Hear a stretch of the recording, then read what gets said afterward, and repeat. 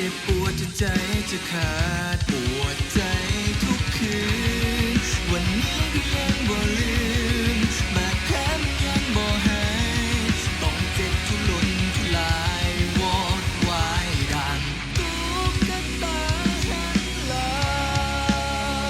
งที่เขาต้องการเพียงแต่หลอกใส่เท่านั้นตุ๊กตาหันหลังเมื่อเขาบ่ต้องการเขาก็โยนทิ้งให้แตกไป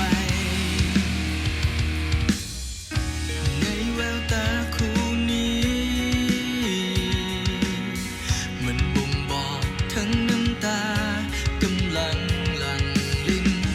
และบ่เคยคาดคิดว่าคนที่เฮาหาจะทำได้ลง